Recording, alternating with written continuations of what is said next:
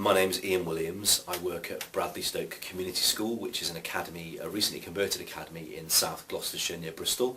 I'm a deputy head teacher here, and I was one of 4 people appointed 7 years ago to set the school up from scratch, and we worked in a little primary school just across the road over there for about 6 months prior to the school opening in September. So it's been a really incredible journey to set a school up and then to stay full cycle to see the first set of Year 13s come through. I teach product design. I have taught in the past some media and a bit of music, and I'm quite a creative person, so that's my subject background. At the moment I'm engaged in the last section of my NPQH. I'm due to go for a graduation interview in a few weeks, and I came to be involved with the Cabot Learning Federation through the NPQH programme because I managed to secure a 5-day placement through the Federation at an academy down in Weston-super-Mare, Hans Price Academy.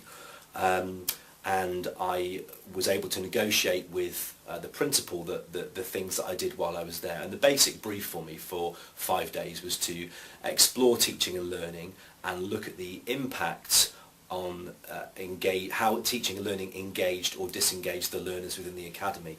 And actually it was fairly straightforward and simple self-evaluation techniques, but the fact was that there was quite a lot of them carried out in such a short space of time.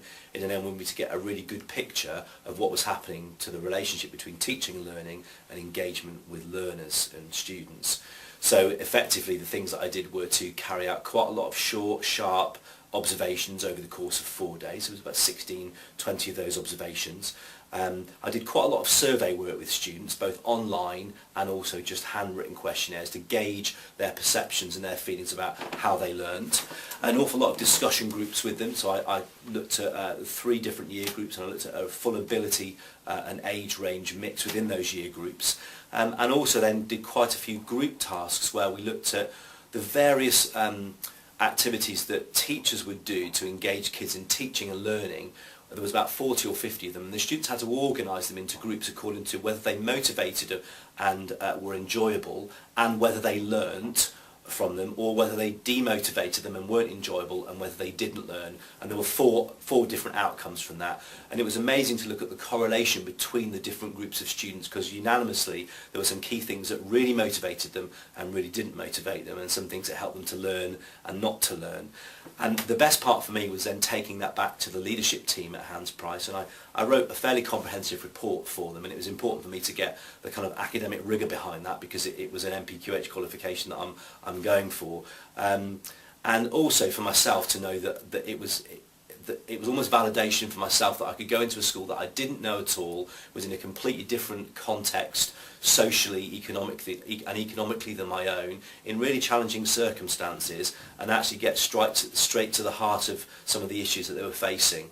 And it was really interesting, because the reality for me is, as a prospective head teacher, is that I'm most likely to go into a school now that's in more challenging circumstances than to walk straight into my first headship in a really bright, leafy, suburban, outstanding school. The reality is it's going to be the opposite of that. So it's really important for me to look at how somebody changes the culture within a school as a leader by focusing on outstanding practice, and that was really the essence of what I did.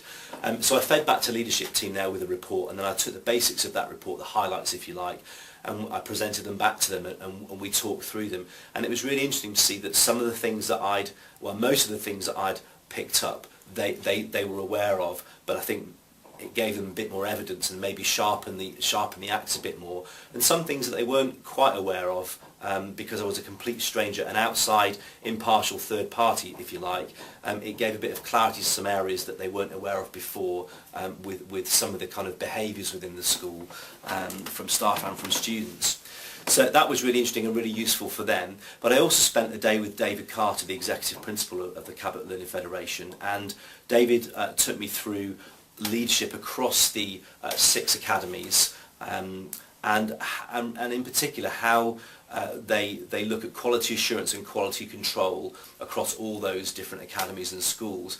And it was interesting for me, because the essence has got to be about how do you allow individualism and autonomy within a school at the same time as ensuring standards don't drop, and that we close the attainment and achievement gap across all those schools. So that was fascinating. We looked at a document called the First 100 Days for Headship, which was produced by CLF, which is it's a basic tool for heads to use use on their first 100 days of headship, which really gets to the heart of knowing what the school's about, what the culture, the ethos, the standards, who are those people you can work with, who are the people that maybe need help to kind of move them on.